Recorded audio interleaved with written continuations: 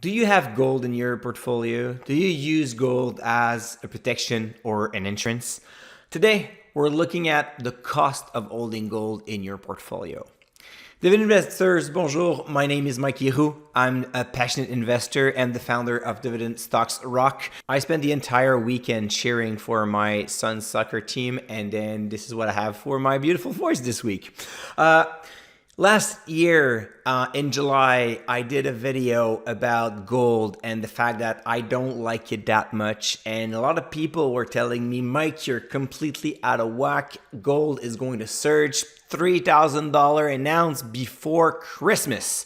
Back then, gold was around what, like $2,000 an ounce back in 2020. The fear was there around the pandemic and so on. And then, as I mentioned in that video, gold is a bet on fear. There's not much fear right now, so gold is pretty far away from $2,000. Actually, it's going back to like 1700, 1800, depending on the week that you look at. But more importantly, a lot of people tell me, yeah, but Mike, doesn't matter. I have gold in my portfolio because it's an insurance. I don't need it, but it's going to pay off one day or another. It's a protection for my portfolio. So what I decided to do today is to look back in time using Y chart and then comparing the S&P 500 total return versus price of gold. A lot of people will tell you, yeah, if you have it between this year and that year, you're going to make money. Obviously, when the market drops, gold is usually a pretty good protector for your portfolio because it goes, most of the time, it goes up when the market goes down. But I wanted to know, like, how about an investor's life? If I have like 5 or 10 or 15% of my portfolio in gold for the next 25 years, what it would look like in my portfolio? Is there a cost for that? So what I decided to do is to start in 1990. I wanted to go before that, but unfortunately I didn't have the data, so we'll have to start there. We all know that if I had started in the 80s, the point would still have been that gold is not that great in the 80s, but it would have been amazing in the 70s. So knowing that, let's start in 1990. Anyway, what happened like 50 years ago, it's not exactly what's happening today. So the first part of this video, you're going to see the graph appearing right here. We're starting in 1990. Then you can see we're over 2,000% return for the S&P 500 and versus 360 for gold. So while one asset class is generating roughly 10% annualized return rate for the past 31 years, we're pretty much down to 5%, so half of it for gold. It's not the end of the world. It's pretty good. And then as the year moves on in the 90s, the economy was doing well. The market was going up, so everybody was pretty much happy, so that was fine. And then we get to a point where in 1998, we're getting very, very close to making more money with gold. Actually, if you invested in 1998, remember it was just before the tech bubble. Well, then it's pretty much the same thing. You invest in the stock market or you invest in gold and you end up with roughly 530, 600% total return, which is good, and then there's not much differentiator. What starts to get interesting is when you get to 1999. At 1999, the tech bubble burst. A lot of investors take a big hit there, and it's all about suffering for several years. So you would have been better off investing in gold for 1999, 2000, 2001, 2002, and boom, 2003, it's over.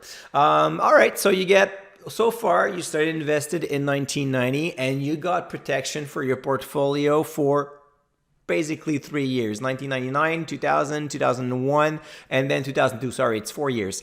Starting in 2003, we're getting back to growth mode for the S&P 500. If you remember, this is pretty much what happened. So we got the tech bubble, and then we got the terrorist attack in 2001.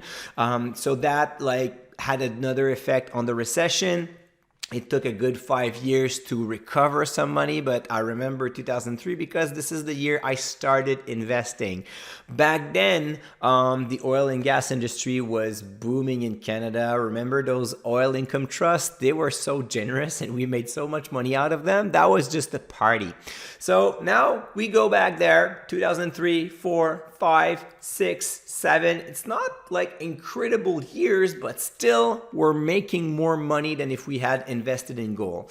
Started in 2007, I was able to also compare it with the Vanguard Dividend Appreciation ETF. So now we have two comparisons. So either you go with dividend growers or either you go with the classic S&P 500, but yet they both outperform gold. So now let's move on. 2007, we all know what's going to happen next. In 2008, it's going to be a very bad year. So we have the financial crisis. So we go there. 2008, the gold price is still not good enough to support throughout all this time. So back then, during those quick period of time, it was a good investment. But if you were holding gold for since 2008 moving forward, you're still paying a high price for that insurance. And now we're moving and then we're adding just years. And then we know that we just have a huge bull market over there. At one point in 2013, when a lot of people were saying, oh, the market is greatly overvalued. Well, the market offered you over 200% total return between 2013 and 2021, while gold offered you 10%.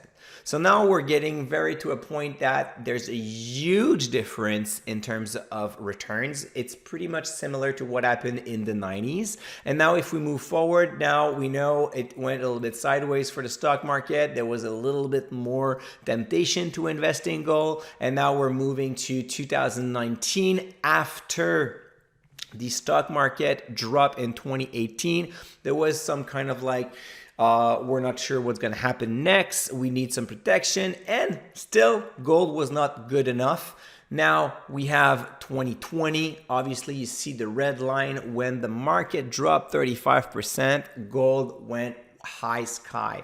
That was good. It was a good protection that, again, very temporary. And after a few moments, well, you see that the stock market picked up, the fear dropped, and then gold is back to some kind of like decent return.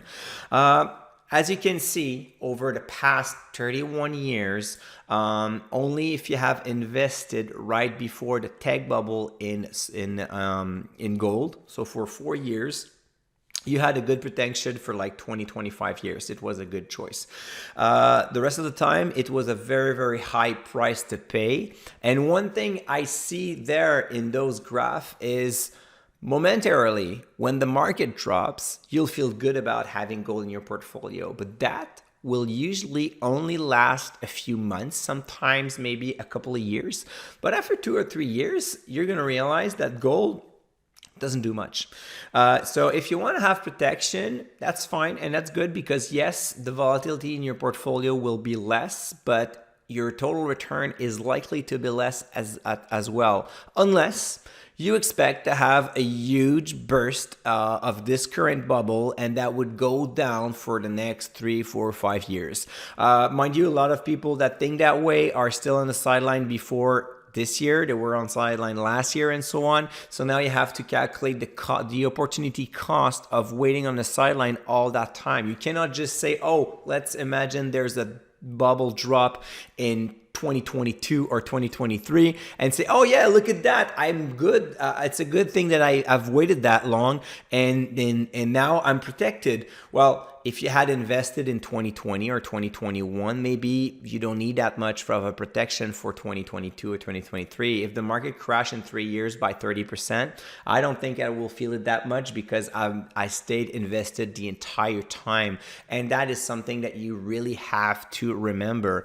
We've just looked at 30 years of the stock market history, and overall, I don't see where I need protection. Yes, momentarily, if my risk tolerance is not aligned with my portfolio and the portfolio drops too much for what my emotion can hold on to, then probably I need to consider maybe gold, maybe fixed income, maybe preferred shares, or any other type of investment that will not fluctuate as fast as the stock market itself. But that's a topic that goes beyond gold. It's not just about protection, it's about the entire investment strategy that you have. However, if you're willing to wait a couple of years, then the protection that you're looking for is found in dividend growth stock in the market, and those companies that will continue to thrive and survive any kind of crisis, they will reward you with juicy dividend, and then you won't have to wait and then maybe regret having gold for that long. So that was just some food for thoughts. Keep in mind, last year gold was supposed to hit $3,000. I'm still waiting for that day. In the meantime, I stay invested. I hope that you do it too. And until the next video, stay invested. Cheers.